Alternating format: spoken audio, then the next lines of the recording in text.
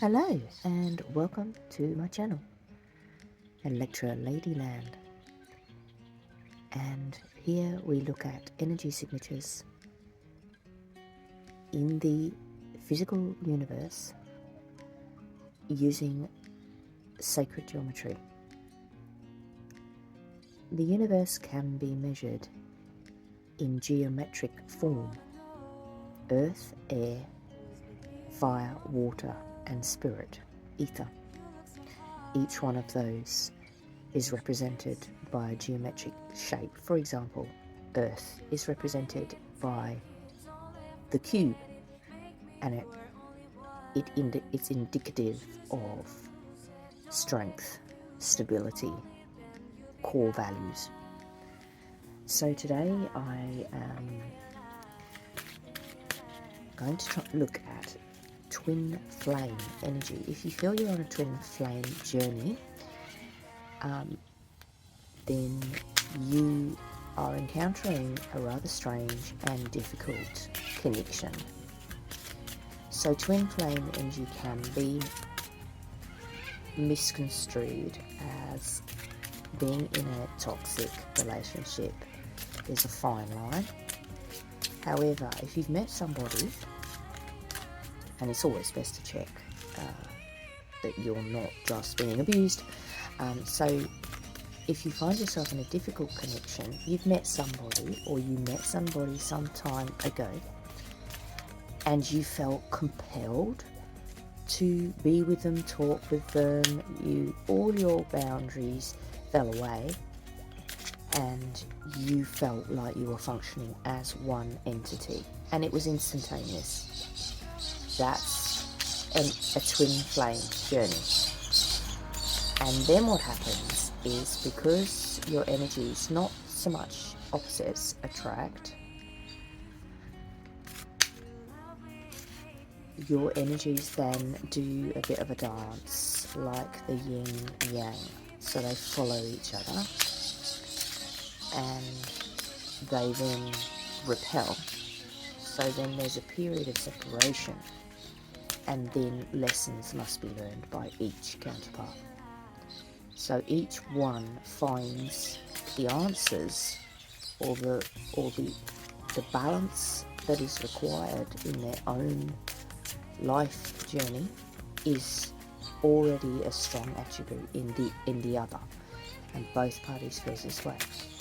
So there is a massive sense of admiration in a twin flame connection, but there's also a bit of sorrow, especially when the counterparts separate to learn their respective journeys. So that's sort of the twin flame connection in a nutshell. You can find out more online. It's not an easy signature to read, but people are really interested in it. I've looked back over the videos that I've done over the past 2 years, and the twin flame connection definitely comes up. Alright, so I'm talking about it now, so I'm tuning into it. So it's dawn, and I've got my torch here, but the light is coming. It's the best time to check energy signatures before people get into their masculine energy and go to work, and the birds are singing and the lizards are running around. So Wishboat, I look forward to new challenges. So that's come up as an overall energy for the twin flame. So as I was doing a pre-shuffle earlier, because I like to warm the cards up, one poked out. So I'm just going to see what that is. Tower. So a tower moment is when there's difficulties, things all fall down, or so this could be a separation. This could be indicative of a separation phase. One doesn't really want to go back in. See, I'm pressurizing it, but it just doesn't want to. 9 of Cups. So yeah, this is a connection that is just, it feels like real love. So that's the 2 of Cups. That's the 2 of Cups is not, it's not sort of like the Lover's card. 2 of Cups kind of represents self-love, because if you have the kind of love in your heart that you can share, then you have a respect for yourself. So in this connection, the counterparts have respect for themselves, but there's love here, and I pulled this out in the emotional. There's love here. This connection has love, but I'm getting here that it's seen some difficulties. There is a sense of looking forward to better times here. With the 3, this could be challenging with the counterparts, families, friends, work. Number 3 represents community, and with obviously a twin flame, because it's such a challenging journey, there could be friends, family, associates, I'm getting employers here, that disapprove of this connection, because the 7, 1, 6 adds up to 7. I always get the lowest common denominator in mathematics. This is a geometry channel.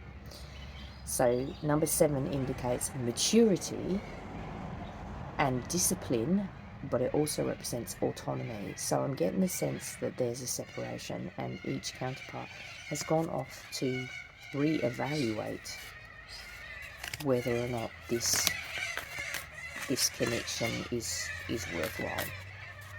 And that is a natural part of the twin flame journey. So I'm just going to get one with this deck. This is my Affirmations Tarot. This is a really fun deck. So I'll read the affirmations. Yep, we've got one. Alright, so in the cerebral we've got page, to-do list, page of pentacles. So that's like an offer, or it looks like a bit of a wish list. On the bottom I've got Knight of Wands. So the Knight is not always a mature energy. So one or both of these counterparts may not have been always mature about this connection or serious. So I'll just read the Page of Pentacles. That's come up in the cerebral.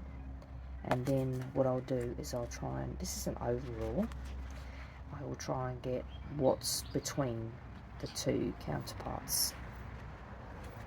So I'm just doing it by torchlight until I get some real light. The best time to read energy. So if you're new to my channel, I use Platonic solids all the way back to Greek philosophy time. Mathematicians used geometry as a fundamental learning platform. The very first university in Athens would not allow disciples unless they were proficient in geometry. So when in the old days, if you wanted to go to university, you had to be proficient in not just mathematics, geometry. So geometry is shapes that have a mathematical signature, angles, lengths, and they fit together to form the physical universe, which was invented by Euclid, developed by Socrates, and brought into the form that it is today, geometry, shapes, by Plato. And that's why it's called Platonic solids. Alright, so more about that in my bio. Alright, so Page of Pentacles. Page of Pentacles is excited about a new venture that could lead to great success and lots of money. He's a dreamer. Yeah, okay, so one of these counterparts is a bit of a dreamer about this connection. Yes, but this isn't just tipsy boasting at the local dive bar. He is also a planner and a doer. Follow his lead and turn your spark of inspiration into actual achievable steps towards your goal. Whilst you're baby stepping, be sure to channel some of that inspired energy from the fun parts, the dreaming, into not so fun parts, the learning. It could be that this page is beginning a new chapter. Okay, alright, so either this connection is new or it's been through, I'm getting it's been through a bit of a crisis, and it's a new phase. I'm going to just switch decks because I don't use this one very often. I'm going to go to my king. Actually, no, I'll spin this one. Alright, so what of this connection? Let's get to the heart of the matter. It's already 12 minutes. Let's get to the heart of the matter. Okay, I've got a Queen of Pentacles. Alright, so Queen of Pentacles is somebody that is really busy building stable assets. And I'm getting here that there's a dreamer on board here as well. I've got here the King of Swords on the bottom. King of Swords. Okay, so I'm going to take him, and then I want a connection between the two. So I've got a Queen of Pentacles, a real business-like energy, and then I've got the King of Swords, who's a little bit in his head, a thinker. A thinker.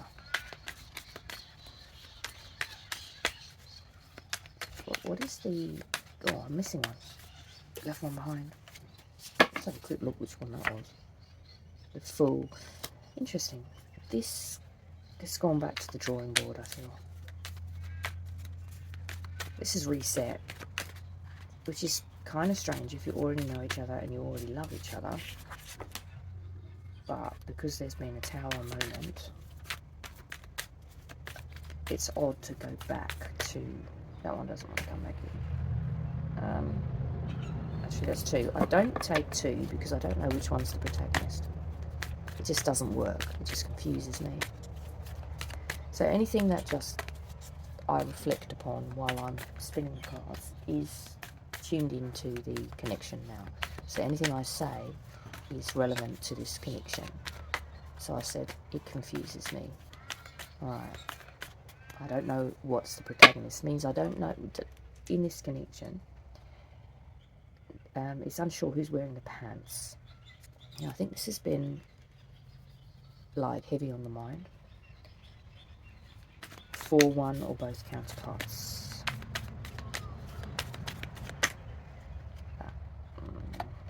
Those two don't want to go back in. Oh, one does. There you go. Six of Pentacles. There's a stability here. I've got Pentacles, Pentacles, Queen, Six of Pentacles. Financial security. Yeah, there's been a change of heart. I don't know which counterparts changed their mind, but one of them's... So this feels like a mature age connection. I don't know why that one's mixed up in there. Some of them run away, and they're really interesting. There's just two that have just... Two of Wands, Five of Swords. So Five of Swords just doesn't know what's going on in the mind, and Two of Wands is sort of like a preparation energy. I don't know, they just appear from nowhere. Oh, there's one on the bottom as well. Queen of Swords. I'll get the protagonist. Can I have some indication about where this twin flame energy is going?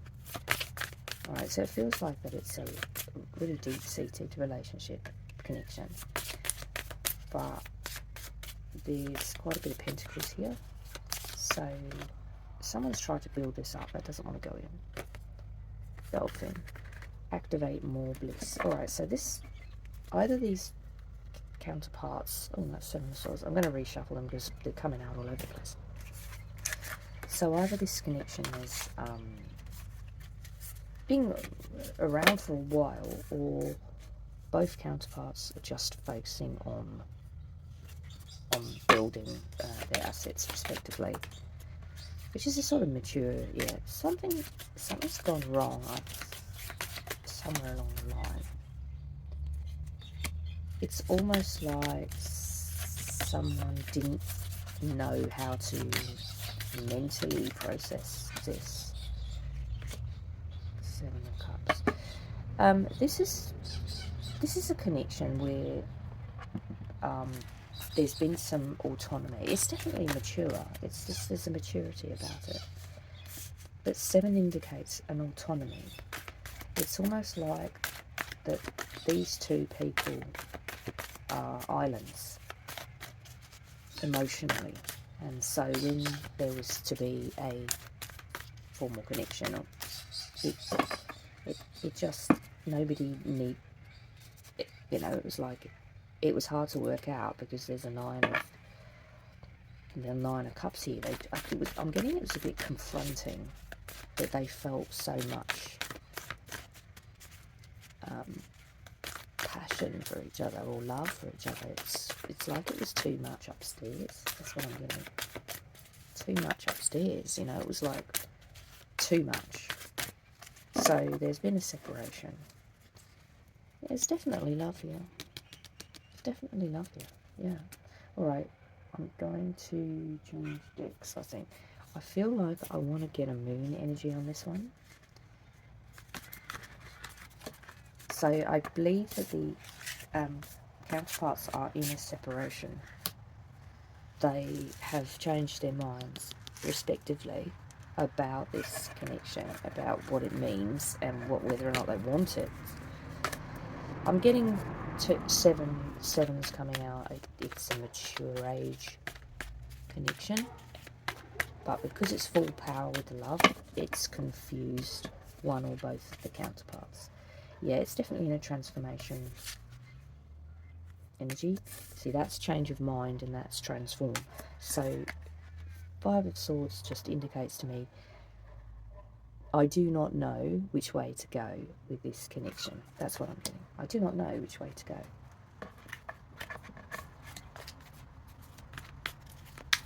One more. I do not know which way to go. So I don't know if it, see, under this current Saturn Aries, this is a pursuing energy, but I'm getting that it's still too much in the mind. Yeah, Nine of Cups. This is a loving connection. This is all love. This is all love. It's gone back to the beginning. Ace of Cups. It's like they've been through that disconnection phase. I'm gonna just get a moon. Yeah, been through that disconnection phase. It's going through some changes. That's what's happening with the twin flame. If you're not connecting with your twin flame, it's because it's going through this transformative. So we're sitting in very masculine energy at the moment, with the Sun traversing Aries and Saturn in Aries. Saturn has got a massive gravity, and it's a shepherding planet, so we are highly influenced by it. And so it's a very pursuing energy, but I'm getting that it's still very much in the not really sure where this is going kind of energy. But also, there's definitely love here. There's no doubt. There's no doubt. This is a loving connection. Alright, so where is this going? Don't let your past hold you back. South Node. So that's where I think the two paths cross. I think it's the moon and the sun, but we'll just look it up. So this could be a mature age connection where there's baggage. Like I said earlier, there may not be approval of the friends and family. That can really hold a connection back. It's just something that the counterparts have got to work through. Is this worth it? Is this connection worth fighting for, is what I'm getting. Or is it just easier to move on? South Node 1. Let's just have a look. It's right at the end of the book. Alright, so the South Node, like the North Node, is a karmic point. But it's opposite to the North Node and relates to the past, perhaps even to past lives.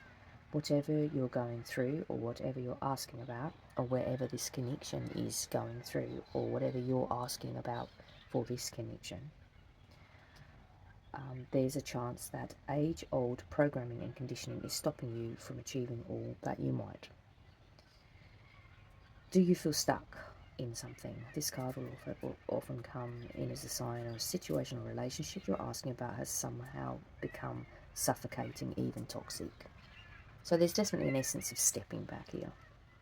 it suggests that someone, even you, needs to be released, and there's some kind of addiction going on or unhealthy attachment that needs to be sorted. One thing for sure, when you get this card, you are being challenged to make some changes, even if where you are feels easier and safer. Your attraction to someone may be verging on obsessive. Just because you can do something doesn't mean you should. The South Node is where the moon crosses the ecliptic going south. Alright? If you always do what you've always done, you'll always get what you've always got. Okay, so someone, I've got an element here. No, somebody doesn't want to change. It's a mature situation where neither party wants change. So it's like, in order to incorporate each other, you've got to make changes, and I've got each person is, or one person is possibly obsessed with this connection, doesn't want to make healthy changes, is what I'm getting. It's a bit of a gamble. I find twin flame energy is a bit of a gamble, because you might already have, say for example, you might already have your own house, and then your twin flame, and just a couple more came out, say your twin flame wants you to move in, and it's like, well, I've already got a house.